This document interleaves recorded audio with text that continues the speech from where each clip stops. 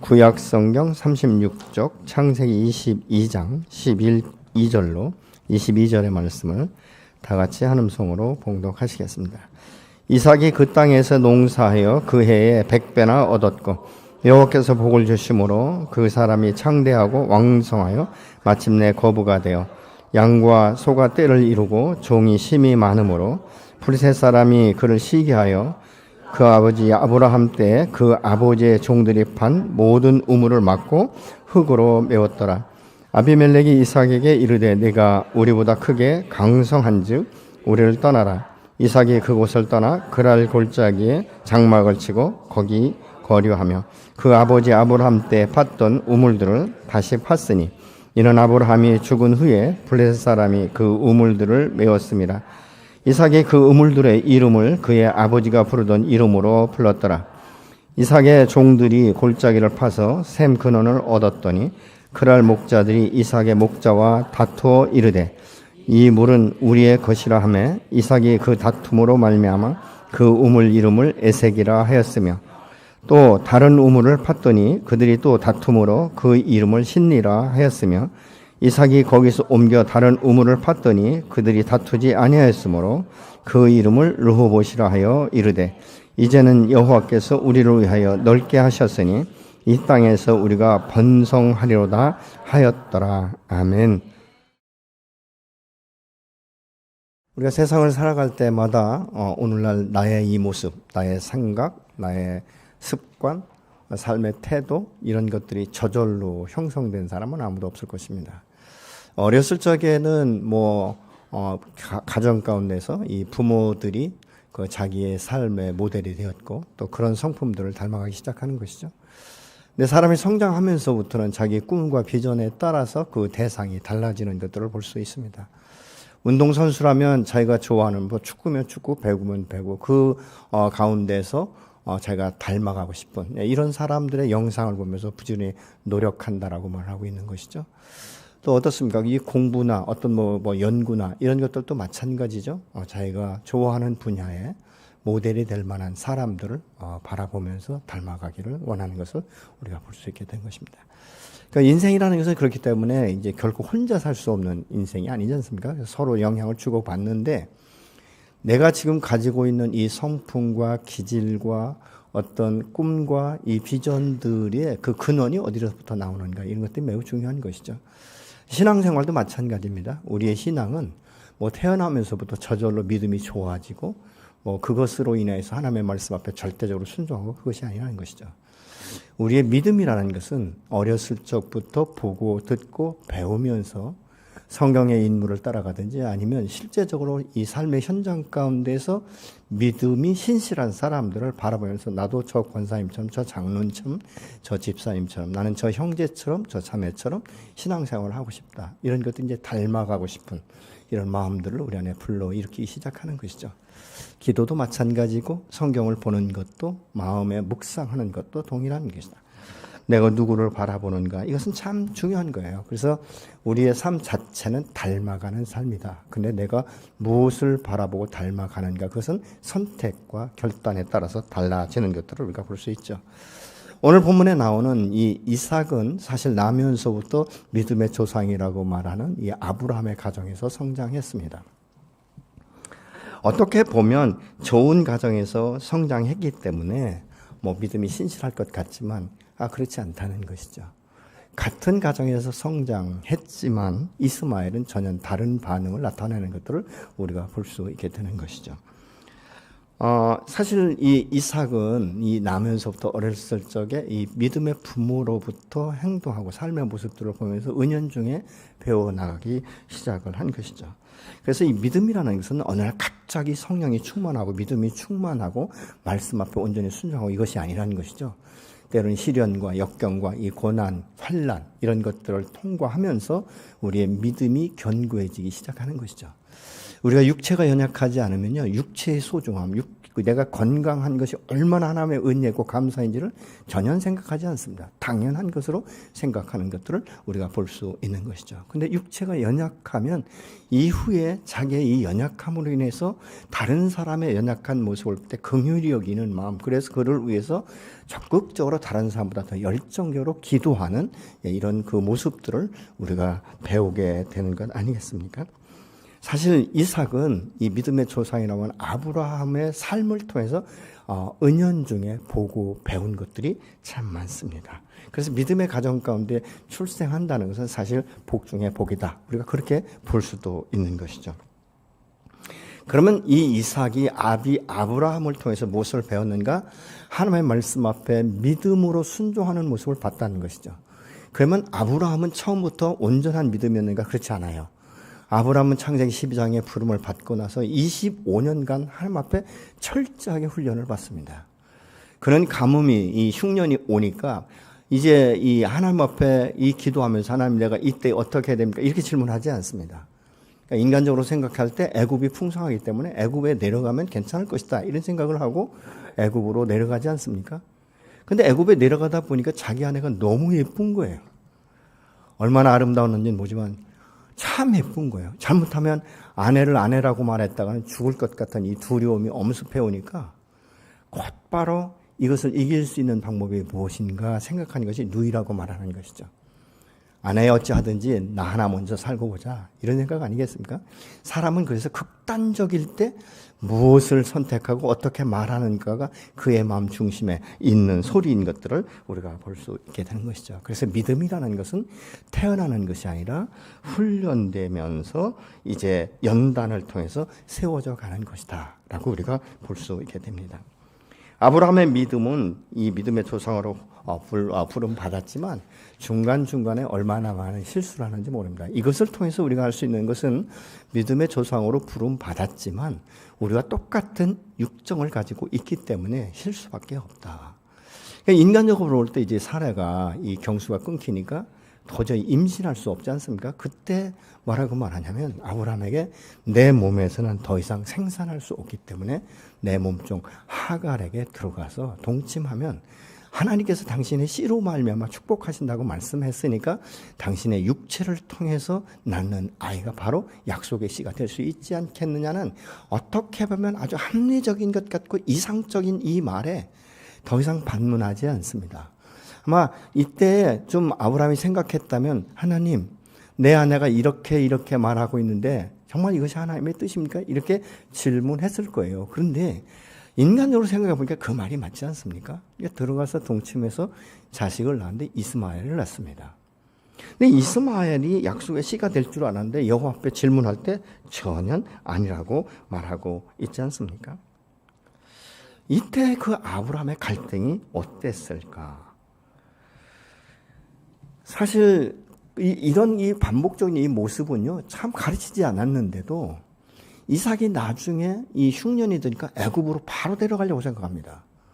근데 여호와께서 이삭에게 말씀하시기를 애굽에 내려가지 말라 이렇게 말하니까 그랄이라는 곳에 그냥 멈춰버리는 것이죠. 사실 이곳을 떠나서 하나님 말씀하시는 땅으로 가야 되는데 그렇게 하지 않는 것이죠. 어정쩡하게 그것 가운데 머물러 사는 모습을 우리가 본문을 통해서 알 수 있게 되는 것이죠.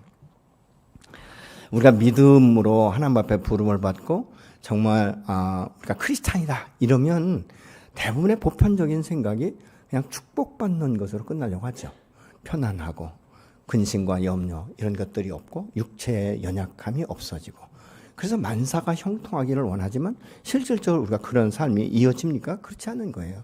근데 성경 어디를 봐도 내가 나를 믿으면 내 평생에 내가 연약함이나 뭐 다른 사람들로부터 해를 입거나 고난이나 역경과 시련이 없을 것이다. 그리고 너의 삶을 내가 날마다 축복해서 풍성하고 윤택하게 될 것이라고 말씀한 것이 없어요. 자, 그렇다면 우리는 똑같이 세상을 살아가는 것 아니겠습니까? 근데 이 세상을 살아갈 때 이 세상 사람과 다른 점이 있다면 이 세상 사람이 누리지 못하는 성령의 인치심과 성령이 내주하심. 그래서 하나님의 뜻이 무엇인지를 분별할 수 있는 지혜를 주시는 줄로 믿습니다. 또 뿐만 아니라 내가 연약하고 정말 괴로울 때 인간이 할 수 없는 이 범주를 넘어서서 나를 붙들고 계시는 여호와의 손길, 그리고 환난과 역경과 고난 가운데서 아주 엎드러지지 않도록 우리에게 소망의 끈을 놓지 않도록 말씀하시는 사신 여호와, 그분이 계시기 때문에 우리는 세상 사람과 다르게 절망과 좌절이 아니라 그 절망 가운데서 인내할 수 있게 하시고, 그 낙심과 좌절 가운데 우리가 우울에 빠지는 것이 아니라 소망의 끈을 붙들고 일어설 수 있는 하나님이 계시기 때문에 다른 줄로 믿습니다. 여러분, 고난은 그렇기 때문에 이렇게 돌아서서 없게 하는 건 이것이 아니라 고난과 맞서서 싸울 수 있는 힘과 능력을 주시고 분별력과 지혜를 주셔서 돌파할 수 있도록 능력을 달라고 우리가 하나님 앞에 기도해야 될 줄로 믿습니다. 여러분, 고난이라는 것은 피하면 피할수록 더 깊은 수렁에 빠져요. 오히려 이것을 부딪히고 돌파할 때 우리 마음 가운데 담대함이 생기는 줄로 믿으시기 바랍니다. 제가 아는 어떤 분이 이 부모님이 말이죠, 그 수영을 하다가 물에 빠져서 죽을 뻔했는가 봐요. 그러니까 자식한테는요 물가에 가지도 못하게 합니다. 그냥 뭐 수영 배우러 간다 그러면 뭐 가지 못하게 하고, 하여튼 물가에는 아예 근접을 못하게 만드는 그런 부모님이 계셨어요. 근데 여러분, 한번 돌려서 생각해 보십시오. 아들을 평생 보존하고 지킬 수 있겠습니까? 뭐 여행 가다 배를 타고 말이죠, 간다면 얼마나 그 마음가운데 두려움이 있겠어요. 뭐 누리지 못하는 것이죠. 뭐 파리에 가서 인어강에 그 배를 타고 갈 때 여러분, 그 사람이 배를 타고 싶겠습니까? 이게 어렸을 때부터 부모가 물에 가면 내가 꼭 빠져 죽을 것 같은 이런 두려움, 이 공포가, 이런 것들이 얼마나 억눌리겠습니까? 저는 어렸을 적에 말이죠, 뭐 수영도 아니죠. 그 개울가에서 헤엄을 쳤는데, 그걸 뭐 사람들이 개헤엄이다, 뭐 개구리 헤엄이다, 이렇게 이야기를 하지 않습니까? 그런데 큰 장마가 지고 났는데 어리니까 그 친구들이, 그냥 또래 친구들이, 야, 우리 가서 수영하자, 이렇게 말을 하더라고요. 그래서 갔는데 얼마나 깊은 웅덩이가 있었는지 딱 들어갔는데 땅이 안 닿는 거예요. 그러니까 갑자기 두려움이 엄습해 오면서 이게 몸이 딱 굳어버리니까, 경직되니까 이게 헤엄을 칠 수가 없는 거예요. 근데 주변을 보니까 같이 헤엄치던 놈들이 다 도망가고 없어요. 저희 사촌 형만 남아가지고 발만 동동 굴르는 거예요. 왜냐하면 사촌 형이 저보다 한 학년 높기 때문에 뭐 물속에 따라돌 수가 없는 것이죠. 근데 그 어린 나이에 무슨 생각이 나면, 내가 이러다 죽겠구나라는 생각이 들어서 살 수 있는 방법이 뭘까? 근데 순간에 딱 물속으로 들어가서 겨보자, 이런 생각이 들어서 물속에 들어가서 겨 나왔어요. 근데 나오다 보니까 그게 먼 거리가 아니고 1m 정도밖에 되지 않는 거예요. 그 다음부터는 제가 물속에 들어가는 것이 굉장히 두렵습니다. 그래서 이제 성년이 되어서 운동 중에서, 그리고 수영이 제일 좋다, 또 이 목회를 하다 보니까 새벽 예배 끝나고 와서 수영하면 좋겠다, 누가 그렇게 이야기해서 새벽 예배 끝나고 이제 수영장에 가서 수영을 배우는데 물에 들어가면 뜨질 않는 거예요. 그랬더니 이게 수영 강사가 뭐라 하냐면, 아버님 힘 빼세요. 근데 힘 빼면 죽을 것 같아요. 힘 빼는데 한 2주 걸렸어요. 뭐라고 말하냐면, 아버님 그냥 물에 맡기세요. 절대 죽지 않습니다. 그 말이 믿어지지 않는 거예요. 근데 한 2주쯤 지나니까 정말 그럴까라는 생각이 들어서 좀 힘을 빼기 시작했더니 진짜 뜨더라고요. 깜짝 놀랐어요. 뜨는구나. 그래서 수영을 배우기 시작했습니다. 여러분, 믿음이라는 것은 우리 하나님께서 언약과 소망의 말씀을 수없이 주십니다. 그런데 이것이 내가 믿음으로 순종할 수 있는 것은 내가 믿어질 때 그것을 할 수 있게 되는 것 아니겠습니까? 그래서 믿음의 모델이 필요한 거예요. 이삭은 아버지 아브라함을 통해서 어린 나이에 여호와 이레 하나님을 경험합니다. 약속의 씨로 100세에 얻은 아들이 얼마나 소중하겠습니까? 눈에 넣어도 아프지 않을 거예요. 그렇죠? 근데 여호와 하나님께서 갑자기 10대 때 말씀하시는 것이죠. 너의 아들, 내가 준 그 믿음의 선물인 너의 아들을 내가 말하는 한 산에 가서 번제물로 드려라. 여러분, 이 말을 들을 때 여러분 같으면 어떻게 반응하실 것 같습니까? 청천벽력과 같을 거예요. 아마 어쩌면 이렇게 기도하겠죠. 하나님, 말도 하지 마십시오. 그러려면 차라리 주질 말든지 아니면 내 생명을 가져가십시오. 그리고 나서 하든지 말든지 마음대로 하십시오. 이렇게라도 말하기가 쉽지 않겠습니까? 그러나 아브라함은 불가능한 상태에서 하나님께서 태문을 여셨고 주셨다라는 그 여호와의 일의 하나님을 알고 있었어요. 그렇기 때문에 무자한 나에게 하나님께서 약속의 씨를 주셔서 이 10수년 동안 함께 동행하신 것도 감사하고, 주께서 말씀하시면 내가 순종하면 또 다르게 하나님께서 인도하실 거라는 믿음이 그 안에 있었던 것이죠. 그리고 이삭과 함께 하나님이 말씀하시는 그 산을 향하여 갑니다. 근데 어느 정도 이제 걸어서 이제 산으로 향하여 올라갈 때 아브라함이 함께 했던 사람들에게 말합니다. 우리가 저 산에 올라가서 하나님 앞에 예배를 드리고 내려오게 될 것이다. 이렇게 말을 하고 아들 이삭에게 장작을 지고 갑니다. 근데 장작을 지고 가면서 아들이 생각할 때 이상한 거예요. 모든 것들은 다 준비됐는데 정작 번제물로 드릴 짐승이 없는 거예요. 아마 이삭은 많이 생각했을 거예요. 산에 이 아버지가 먼저 번제할 짐승을 갖다 놓으셨는가. 근데 아무리 생각해도 그런 흔적이 없으니까 이렇게 질문하죠. 아버지, 모든 것은 다 준비된 것 같은데 왜 번제물로 드릴 짐승이 없습니까? 여러분 같으면 어떻게 대답하시겠습니까?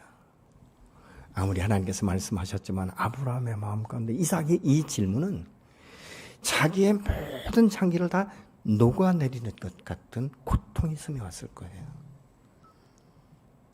아들아, 바로 너다. 그렇지만 차마 입으로 말할 수 없지 않습니까? 얼마나 고통스러웠을까. 사실 이런 것들이 생기면 많은 사람들이 자꾸 회피하고 싶고 미루고 싶고, 하나님이 말씀을 내가 잘못 들었는가 봐, 이런 생각을 할 수도 있는 것이죠. 그러나 하나님의 사람은요, 믿음 안에서 이 환경에 얽매는 것이 아니라 환경을 통해서 연단받고 항상 나와 함께 하시는 이 주님을 의지하고 돌파할 때 이런 것들이 생기는 것이죠. 그래서 아브라함이 그럼에도 불구하고 함께 산을 향해 나가는 것을 우리가 볼 수 있습니다. 여러분 같으면 이 상황에서 어떻게 대답하실 것 같습니까?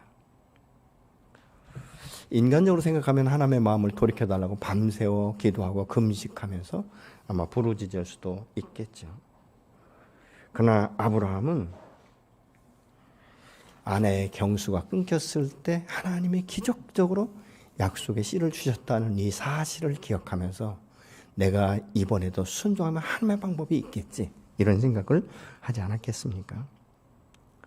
지금까지 약속을 지키신 하나님, 그 하나님이 신실하시며 사신 하나님이라는 것을 아브라함이 알고 있었습니다. 그래서 창세기 22장 8절은 이렇게 대답을 합니다. 아브라함이 이르되 내 아들아, 번제할 어린 양은 하나님의 자기를 위하여 친히 준비하시라 하고 두 사람이 함께 가서, 이렇게 말씀하고 있거든요. 여호와께서 친히 준비하실 거라는 믿음의 선포를 하고 있는 것입니다. 여러분, 믿음의 순종은 누구든지 쉽지 않습니다. 그래서 선택과 결단이 중요한 것이죠. 다니엘의 세 친구는 어떻습니까? 극렬히 타는 풀무불 속에 들어갈 때 여호와께서 허락하시면 우리를 구원할 수 있지만 그리 아니하실지라도 나는 당신의 신상에게 절하지 않겠다. 에서는 어떻습니까? 죽으면 죽이라는 일사의 각오를 가지고 왕 앞에 서는 모습을 우리가 볼 수 있지 않습니까? 그래서 우리 신앙생활할 때로는 결단이 필요한 거예요. 그리 아니하실지라도 내 하나님은 신실하시고 내 하나님은 살아계시고 내 하나님은 전능하시고 내 편에는 확신이 있기 때문에 믿음으로 순종하게 되는 것이죠. 순종은요, 결말을 보고 순종하는 것이 아니라 순종을 통해서 기적을 경험하게 되는 줄로 믿으시기 바랍니다. 아버지의 순종을 통해서 아들 이삭도 여호와 이레의 하나님을 경험했습니다. 이 여호와 이레의 하나님을 아브라함과 이삭은 평생 잊지 못할 기억이었을 것입니다. 그리고 믿음의 교훈이 된 것이죠. 오늘 예수 믿고 구원받은 하나님의 사람인 이 부모의 믿음을 보고 듣고 배우며 우리의 자녀들은 지금 믿음 안에 서 있는 것입니다. 여러분의 자녀들이 여러분의 신앙을 보면서 이후에 무엇을 기억하고 믿음의 반석 위에 세워질 것 같습니까? 신실하신 하나님 앞에 기도하는 것입니까?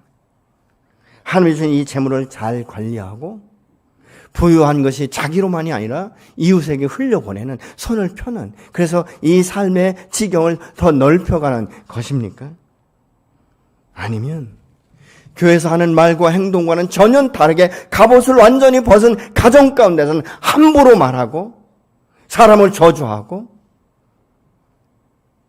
이 자식들에 대해서 인격적으로 존중하지 않는 비언어를 사용한다면 자녀에게 남는 것이 무엇일 것 같습니까?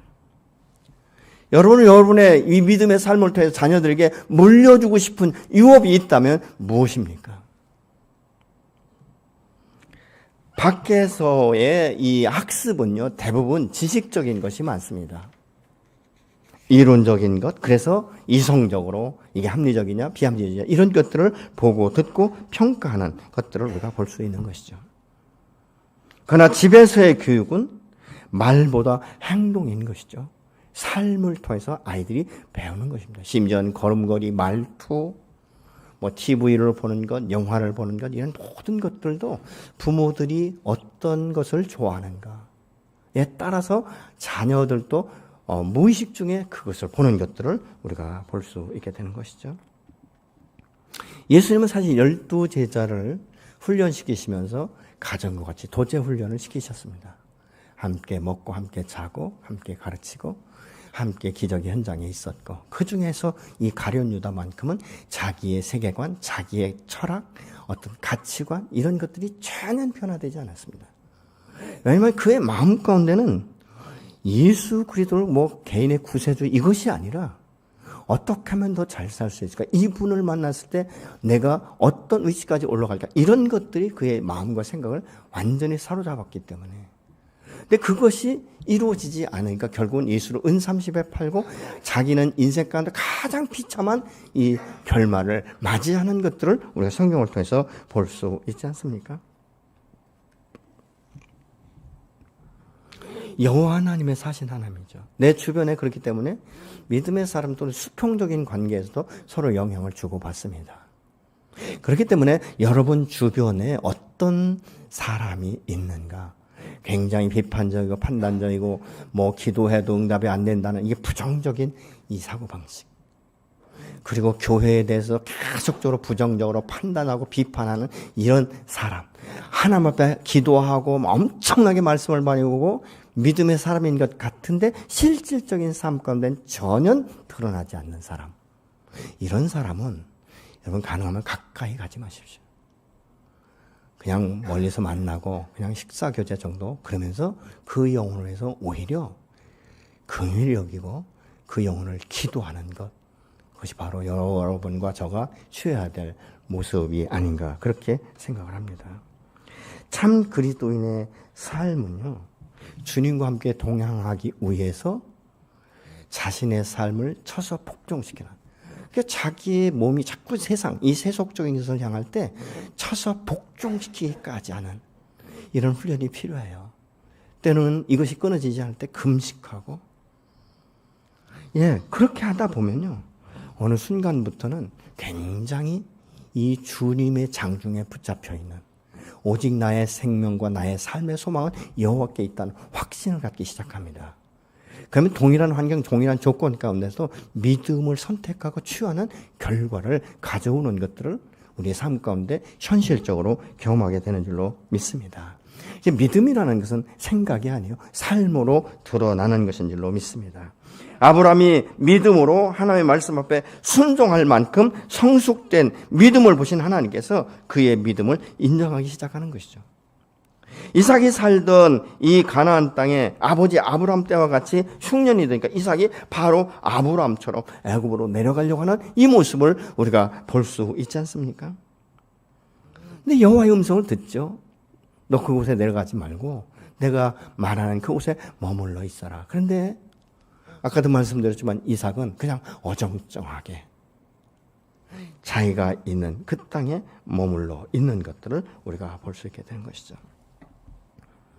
근데 여호와께서 그에게 오셔서 말씀하기 시작하지 않습니까? 이 아브라함이 믿음으로 순종하고 명령을 지켰기 때문에 내가 너를 축복한다라고 하나님 말씀하세요. 참 놀랍지 않습니까? 창세기 26장 5절을 같이 보시겠습니다. 이는 아브라함이 내 말을 순종했고 내 명령과 내 계명과 내 율례와 내 법도를 지켰음이라 하시니라. 여러분, 복받는 것과 상속과 믿음의 비결은 순종인 줄로 믿습니다. 아브라함이 처음부터 이 단계에 오른 것은 결코 아닌 것이죠. 수많은 훈련과 연단을 통해서 이 삶의 고난과 역경, 이런 것들을 통해서 자신의 계획들을 다 내려놓기 시작하는 것이죠. 그리고 결과적으로는 견디고 통과함을 통해서 여호와 이레의 하나님을 경험한 것입니다. 여러분, 사람이 여호와 이레의 하나님을 경험하면 그 다음부터는 어떤 생각이 드는지 아십니까? 이 일도 하나님께서 개입하시고 이 일도 여호와께서 말씀하셨으면 그 하나님은 여호와 이레의 하나님이기 때문에 이 일에 대해서 준비하실 것이라는 믿음이 생기기 시작하는 거예요.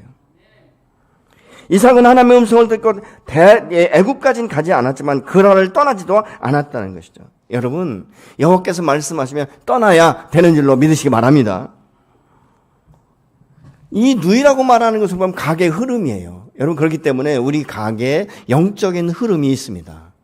그래서 1세대 신앙생활 하시는 분들은요, 과거의 옛사람의 정서, 그 어둠의 영에 의해서 이끌린 가계도를 바꿀 수 있어야 돼요. 근데 이것은 내 힘으로 능으로가 아니라 성령의 도우심으로만 바꿀 수 있게 되는 줄로 믿으시기 바랍니다. 그래서 1세대로 끝나지 않고 우리의 믿음은 하나님 보시기에 좋다라고 여러분 여기시면 2세대에게 동일하게 흘려보내야 되지 않겠습니까?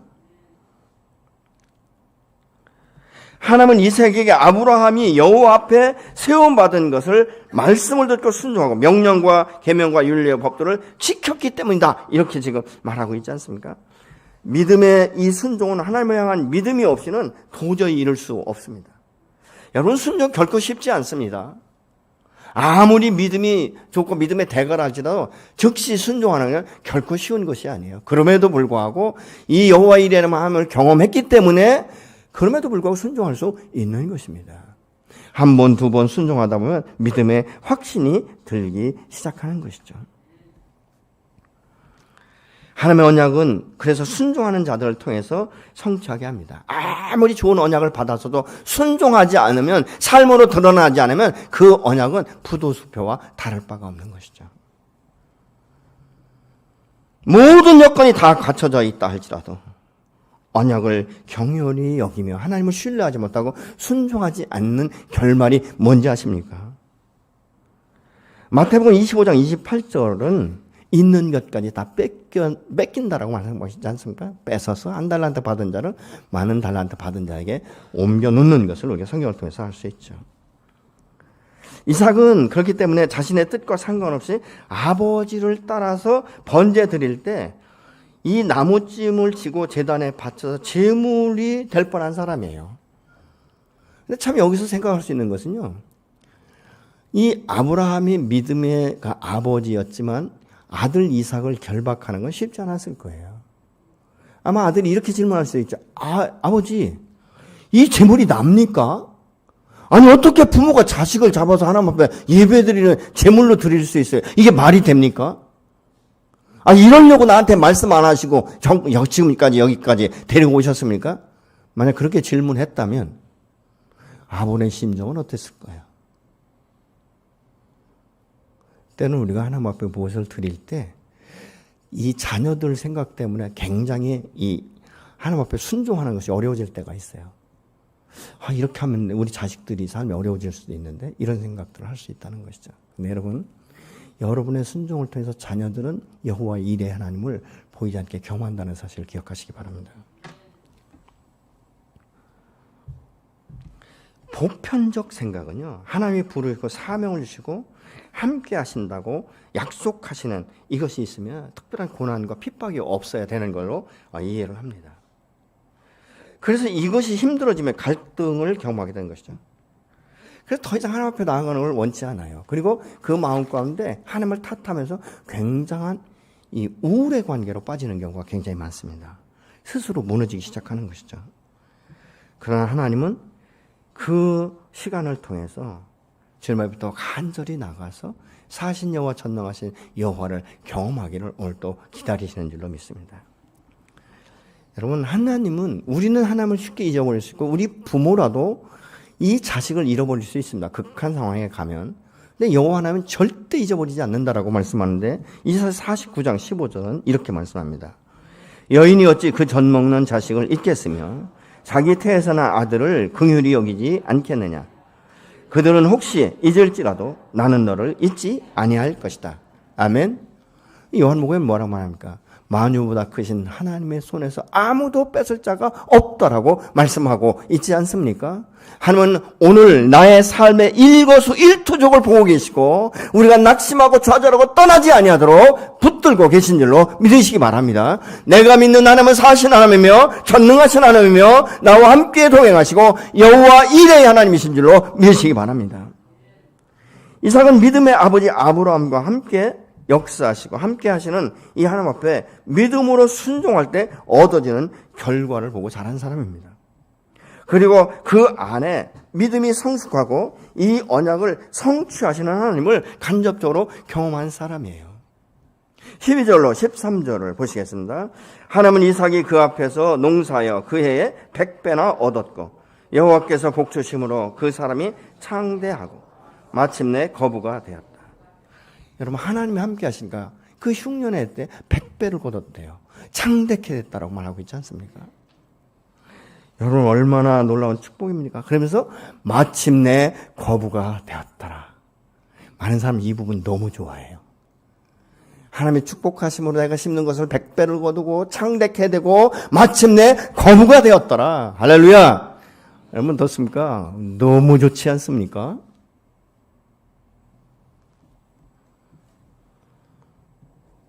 근데 이 이삭은 하나님의 승리하시는 하나님의 그 모습들을 먼저 보기 시작하는 것이죠. 이삭이 심은 것을 100배로 거둔 그 모습을 보면서 주변 사람들이요, 막 격려하고 축하하고 축복하는 게 아니에요. 그 마음속에 시기하고 질투심이 생기는 거예요. 아니, 저것은 어떻게 남의 땅에 와가지고 심는 것마다 잘 되냐. 우리가 믿음의 사람이라고 할지라도요, 내 옆에 있는 성도보다 내가 더 잘 돼야 좋지 않아요? 오죽하면 세상에 사촌이 땅을 사면 축복해야 되는데 배가 뒤틀린다라고 말하겠습니까? 이게 인간이에요. 이것이 죄성을 가진 인간의 탐욕에 의한 모습인 것을 우리가 볼 수 있게 되는 것이죠. 여러분, 형제간에도 아우보다 형이 잘 살기 원하고 형보다 아우가 더 잘 되기를 원하는 경우가 굉장히 많습니다. 이것 때문에 갈등이 고조돼서 이 가족이 쪼개지는 경우도 있지 않습니까? 이 주변 사람들이 시기 질투가 나니까 어떻게 합니까? 우물을 막기 시작하는 거예요. 여러분, 이때 당시에 우물은 생명줄이에요. 짐승의 때도 사람도 물 없이는 살 수 없지 않습니까? 근데 그랄의 목자들이, 이 이삭의 목자들이 우물만 파면 와서 막아버리는 거예요. 근데 이삭이요, 대항해서 싸울 생각을 안 하는 거예요. 그러면 이삭의 목자들이 어떤 생각이 들까요? 아니, 우리 주인은 등신인가? 우리가 싸워볼 때 저 목자도 별거 아닌데 우리가 이길 수 있을 것 같은데, 가만히 보니까 하나님께서 이삭의 편인데, 하나님이 내 편이시면 저 이길 수 있지 않겠는가? 아마 굉장히 갈등도 있었을 거예요. 그럼에도 불구하고 이삭은 자꾸 포기만 하는 거예요.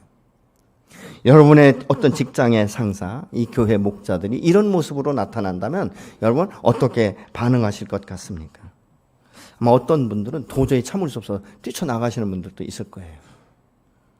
아니면 자기가 리더가 싶은 이런 마음도 있겠죠. 우물은 생존과 관계된 거예요. 목숨 걸고 싸울 수도 있는 거예요. 그럼에도 불구하고 왜 이삭은 바보처럼 계속 물러가기만 할까? 뭐 여러 가지로 생각할 수 있지만 한 두 가지로 생각할 수 있습니다. 이때 당시에 이삭은 자기가 계산할 때 도저히 그 그랄 사람들의 목자만이 아니라 그 땅에 거하는 거민들을 이길 수 없다는 생각. 또 한 가지는 아직 흉년이 끝나지 않았다는 것입니다. 또 한 가지가 있습니다. 그것은 무엇이냐면 여호와 이레의 하나님이 내가 포기한다 할지라도 다음에 새로운 우물을 준비하셨을 것이다. 이 믿음이 이삭에게는 있었던 것이죠. 22절을 같이 보시겠습니다. 이삭이 거기서 옮겨 다른 우물을 팠더니 그들이 다투지 아니하였으므로 그 이름을 르호봇이라 하여 이르되 이제 여호와께서 우리로 하여 넓게 하셨으니 이 땅에서 우리가 번성하려다 하였더라. 이게 무슨 말인지 아십니까?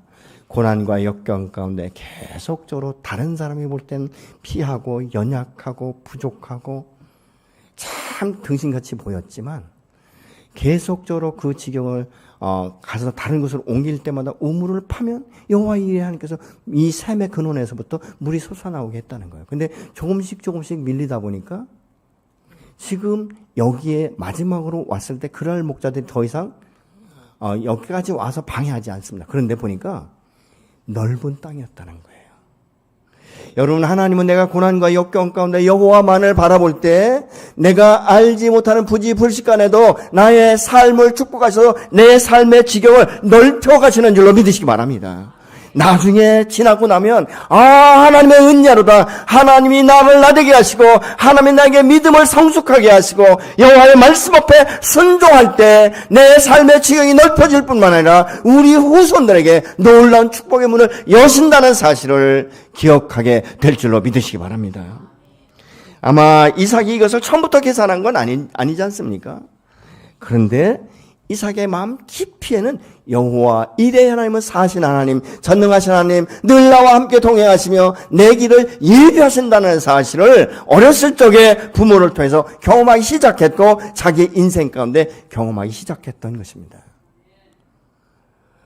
오늘 저와 여러분이 이 이삭처럼 여호와 이레 하나님을 기억하시고 어떤 어려움과 역경과 고난과 어떤 사업적인 문제가 있다 할지라도 실패자라고 말하자 좌절과 낭만 가운데 절망 가운데 빠지지 마시고 사신 여호와 이레 하나님이 나와 함께 하시면 반드시 승리하시고 내 인생의 지경을 넓혀 가신다는 사실을 기억하시고 끝까지 감당하는 성령의 그 도심을 바라는 우리가 되기를 예수로 축원합니다. 근데 이삭이 여기에 머물지 않습니다. 그 밤에 다른 장소로 가는데 이 부엘세바로 가지 않습니까? 근데 이 부엘이라는 말은 우물이라는 뜻입니다. 세바는 맹세 혹은 언약이라는 뜻입니다. 그래서 이 부엘세바는 맹세의 우물이라는 뜻이 있는 것입니다. 여호와께서 그 밤에 찾아오셔서 다시 언약하고 축복하는 것을 24절은 이렇게 볼 수 있습니다. 그 밤에 여호와께서 그에게 나타나사 이르시되 나는 내 아버지 아브라함의 하나님이니 두려워하지 말라. 내 종 아브라함을 위하여 내가 너와 함께 있어 내게 복을 주어 내 자손이 번성하게 하리라 하신지라. 아멘. 여러분, 이 성경 구절의 특색이 뭐죠? 여러 가지로 발견할 수 있습니다. 그런데 하나님은 이삭의 하나님만이 아니라 내 아비의 하나님, 아브라함의 하나님이었고 아브라함과 함께 내가 동행하며 축복했던 것처럼 내가 너의 하나님이 되어서 너를 복주겠다라고 지금 약속합니다. 근데 참 놀라운 것은요, 창세기 28장에 가면 야곱에게 나타나신 여호와께서 이렇게 말씀합니다. 나는 내 조부 아브라함의 하나님, 내 아비 이삭의 하나님, 그리고 너의 하나님이 될 것이다 라고 말씀합니다. 이것이 믿음의 유업이 가게들 통해서 흘러가는 거예요. 저는 여러분의 가정 가운데 이런 축복이 임하기를 예수로 축원합니다. 그러기 위해서는 우리가 올 한 해 동안 내가 하나님과 하나가 되고 성령 안에서 하나가 되고 성도가 섬김과 함께 한 몸을 이뤄갈 때 이런 역사들이 우리 교회 안에 여러분 가정 가운데 열방 가운데 이루어지게 될 줄로 믿으시기 바랍니다. 이것은 축복인 것이죠. 여러분, 이삭이 우물을 파고 떠나는 일은 결코 쉬운 것이 아니에요. 어떻게 팠는데, 어떻게 수고했는데, 이젠 좀 안정을 가질만 하면 이것들이 쫓아와가지고. 그럼 그 마음껏 얼마나 갈등이 있었겠어요. 그럼에도 불구하고 이삭이 계속 옮겼던 것은 내 하나님은 살아계시며 여호와 이레 하나님이라는 것을 경험했기 때문에 그런 것이죠. 이게 축복의 계승이에요. 저는 우리 교회 성도들 누구라도 한 가정이라도 이 축복의 계승이 물 건너가는 일이 없도록 이 유업이 지속되어질 수 있도록 그리고 다음 세대로 흘러갈 때마다 그 지경이 넓혀지고 창백해 되어지며 부욕해야 되는 역사가 있어지기를 예수로 축복합니다. 그러기 위해서는 우리 자신이 믿음의 자녀들에게 모델이 되어야 될 줄로 믿습니다. 완전하거나 온전하진 못한다 할지라도 내 아비와 내 어미는 하나님 앞에 믿음을 지키기 위해 밤새와 몸부림을 쳤고, 때로는 그 믿음의 산 모델인 예수 그리스도를 닮아가기 위해서 금식하고 기도하고, 그러면서 사신 여호와를 경험한 우리의 부모 세대를 내가 본받아야 되지 않겠냐고 다시 돌아서는, 여러분, 기도의 어머니를 가진 자녀들은 결코 세상으로 빠질 수 없다고 말하지 않습니까? 왜 그렇습니까? 밤마다 그 자식 위해 눈물 뿌려 기도하는 어머니의 기도를 듣고 잠이 들기 때문에, 새벽 미명에 일어날 때마다 자식들을 축복하는 아비의 기도를 들었기 때문에 하나님의 축복이 무엇인지를 간접적으로 아는 것이죠. 그리고 그 결과를 통해서 자식들이 보는 것입니다. 믿음으로 살기 원하는 우리 부모를 하나님이 어떻게 축복하시는가? 처음은 미약하지만 끝이 창대케 되어지는, 처음에는 우리 아빠도 실수도 많이 하고 많은 시련과 역경 가운데 끝까지 믿음을 지키더니 결국은 하나님이 우리 부모의 믿음과 기도의 열매를 우리에게 주신다는 사실을 경험할 때 우리의 자녀들은 요동치 않는 믿음의 삶을 이어가게 될 줄로 믿습니다. 저는 오늘 한 해 동안 여러분의 삶 가운데, 여러분의 가정 가운데 이런 축복이 임하기를 예수 이름으로 축원합니다.